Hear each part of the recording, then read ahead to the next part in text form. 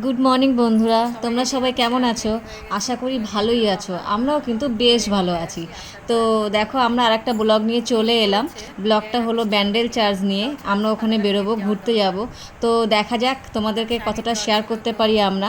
তো বেশি কথা না বাড়িয়ে তো চলো আমরা বেরিয়ে পড়ছি, তোমরাও আমাদের সাথে থাকো।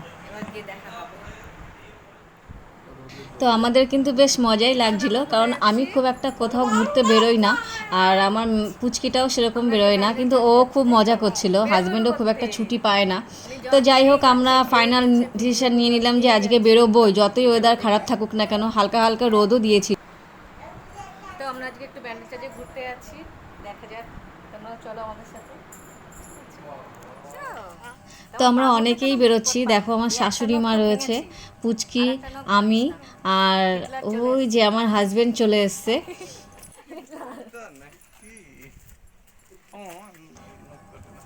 কারণ এতগুলো লোক আমরা কি করে যাব, খুব একটা দূরে ছিল না ব্যান্ডেল চার্চ, যদিও তারপরেও আমরা এখান থেকে সবাই মিলে যেহেতু একসাথে যাচ্ছি, বাইকে তো যাওয়া যাবে না। তো আমার ভাসুরের টোটো আছে, টোটোতে করে আমরা বেরিয়ে পড়বো।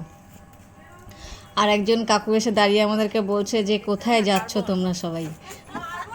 এ হলো আমার জায়ের মেয়ে মাম্পি। তো আমরা সবাই মিলে ওর বাবার টোটোতেই আমরা বেরোচ্ছি। আমরা সবাই এক্ষুনি বেরিয়ে পড়বো।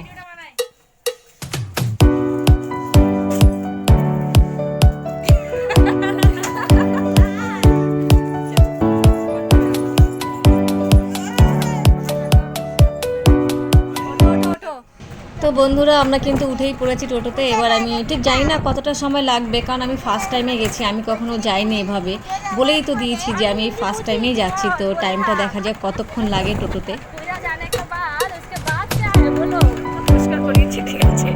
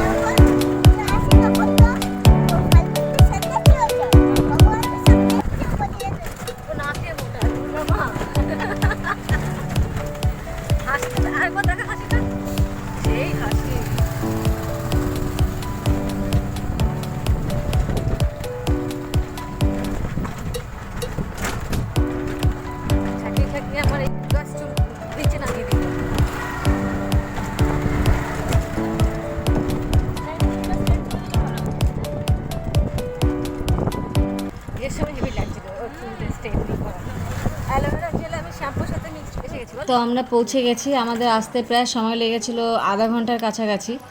দাদা, তুমি যাবে না আমাদের সাথে? খুব একটা ভিড় ছিল না এখানটায়, ফাঁকাই ছিল, লোকজন একটু কমই রয়েছে। হয়তো শীতকালে খুব একটা বেশি লোকজন আসা যাওয়া করে, এখানে ঘুরতে আসে, কারণ এই জায়গাটা তো দেখার জায়গা। তো আমরা তো গেছিলাম এই কিছুদিন আগেই, খুব একটা লোকজন ছিল না। উপরে ব্যান্ডেল চার্চের ব্যানারটা লেখা রয়েছে, খুব ভালোভাবে তুলতে পারলাম না, তাড়াহুড়ো করে ওরা ঢুকে পড়েছে আমাকে ফেলে। আমি পেছনে পেছনে রয়েছি। ভেতরের প্রবেশ জায়গাটা ঠিক এরকমই ছিল,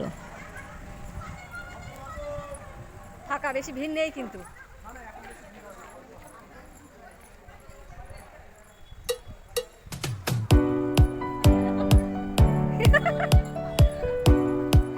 ও বাবা,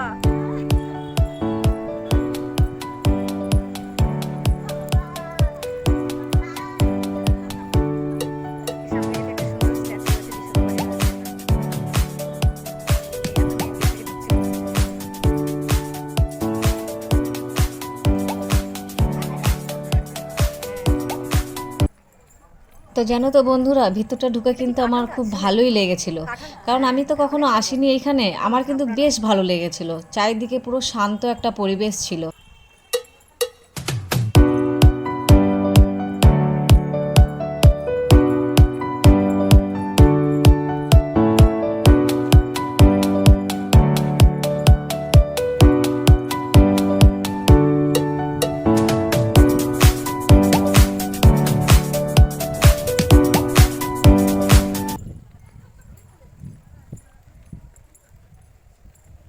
আমরা কিন্তু ফাইনালি একদম ভেতরে পৌঁছে গেছি। কিছু মেয়েরা ছিল যারা এখানে হয়তো ঘুরতে এসেছিলো, ছবি তুলছিল, আমাদেরকে দেখে একটু সরে গেল, হয়তো ক্যামেরা রয়েছে বলে এরকম করলো। আমরা এবার কিন্তু ভেতরের দিকে প্রবেশ করব। যীশু খ্রিস্টের এই ভেতরে যে চার্চের ভেতরটা আমরা যাবো, এইখানটা মোবাইলটা অন করতে দেবে না, তো এখান থেকে আর বেশি কিছু কথা বলবো না, দেখি কতটা আমরা ভিডিও ফুটেজ তুলতে পারি, দেখা যাক। শাইনি তো খুবই মজা করছে, আমারও ভালো লাগছে। এবার ভেতরে যাওয়াটাই বাকি আছে, আমি জানি না ভেতরে কি আছে, চলো দেখা যাক কি আছে। দেখাতে পারবো কিনা সেটাও জানি না। হ্যাঁ জানি, প্রার্থনা স্থানে।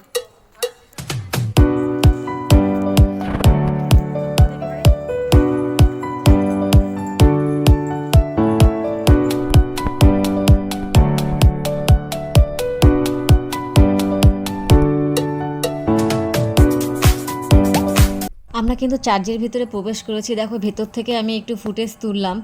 আমাদেরকে এখানে তোলা একদমই বারণ করা দেওয়া হয়েছিল, কারণ মোবাইল দেখলেই পুরো গার্ডগুলো সামনে চলে এসেছে। তারপরও লুকিয়ে হলেও একটু করে চেষ্টা করে তুলেছি, আর বেশি তুলতে পারলাম না। তা আমরা নিচে চলে এসেছি, আমরা বেরিয়ে গেছি চার্চের ভেতর থেকে। এখানটায় সবাই ক্যান্ডেলগুলো জ্বালিয়ে তাদের মনের ইচ্ছা বা কামনা পূরণ করার জন্য জ্বালিয়ে থাকে।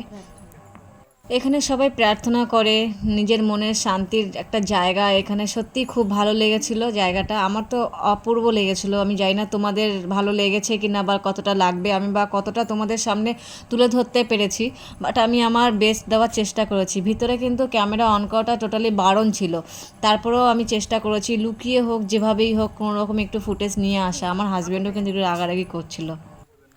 উঠবে না? হ্যাঁ, অত সিঁড়ি আমারও কষ্ট হবে উঠতে, তোমরা যাও। তো সবাই মিলে উপরে যাচ্ছিলো, আমাকেও হাজব্যান্ড বললো চলো আমরাও একটু উপরে হেঁটে যাই। ওখানে কিন্তু একটা বড় ঘড়ি ছিল, জানো তো, সেই ঘড়িটাতে নাকি যখন টাইম দেয় তখন একটা বড় আওয়াজ হয়, যে আওয়াজটা পুরো এলাকা জুড়ে সবাই শুনতে পারে। আমি চেয়েছিলাম ঘড়িটা তোমাদের সামনে প্রেজেন্ট করতে, কিন্তু আমি কিন্তু পারিনি। তাই আমরা মোবাইল অন করিনি। তো আমরা বাইরে বেরিয়ে এসেছি, আমি জানি না ঠিক বাইরের কোথায় কি আছে, চলো দেখে নেবো এবার। ভালোই লাগছে বাইরেটা, এবার বাইরেটা ঘুরে দেখবো আর তোমাদের সাথে শেয়ার করব। মাম্পি দাঁড়িয়ে আছে, ও আমাকে ডাকছে, ও মনে হয় কিছু একটা করছিল, ও শুধু আমাকে তুলিয়েই যাচ্ছে। শাইনি চলে এলো, এবার আমরা বাইরের দিকটা ঘুরে দেখবো। আমি তোমাদেরকে দেখানোর চেষ্টা করব কতটা কি আছে।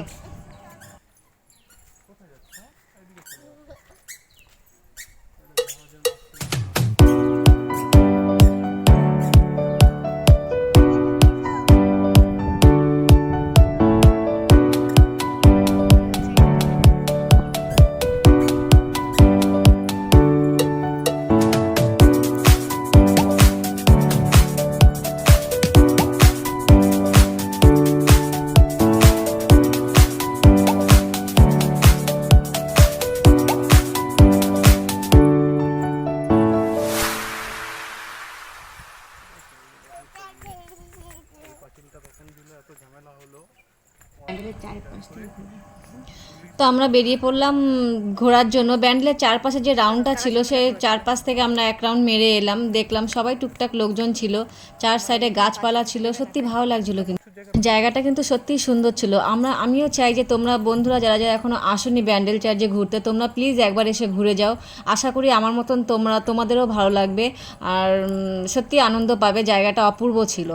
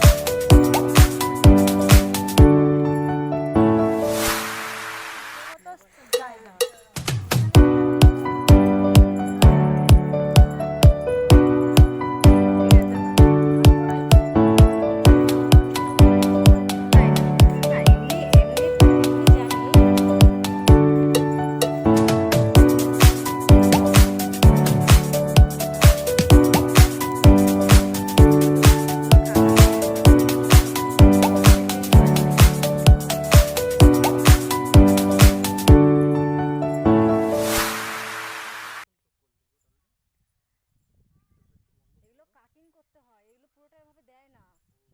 তুমি কি ভাবো এগুলোর পরে এডিটিং করতে হয়? জানো তো ভেতরটা এত বড় এরিয়া ছিল না, আমাদের কিন্তু খুব কষ্ট হয়ে গেছিলো। আমরা চেয়েছিলাম একটু কোথাও বসে একটু রেস্ট নিয়ে নিই, একটু জল খেয়ে নিই। গরমটাও খুব লেগেছিল, মেঘলা মেঘলা ওয়েদার ছিল, তাতে আমরা প্রচণ্ড ঘামছিলাম। মাও হাঁপিয়ে গেছে, মাও বললো আমি আর একটুও কোথাও যাব না। তো আমরা এখানে বসে একটু গল্প করছিলাম, চার সাইডটা দেখছিলাম। বন্ধুরা আমরা সত্যিই খুব ক্লান্ত হয়ে পড়েছি, আর বেশিক্ষণ এখানে থাকবো না, আমরা এবার বেরিয়ে পড়বো আস্তে আস্তে। চার্চটাও কিন্তু বন্ধ করার সময় হয়েই এসছে।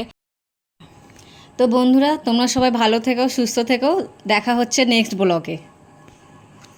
বন্ধুরা ভালো লাগলে অবশ্যই সাবস্ক্রাইব করে দিও আর আমাদের পাশে থেকো এভাবেই।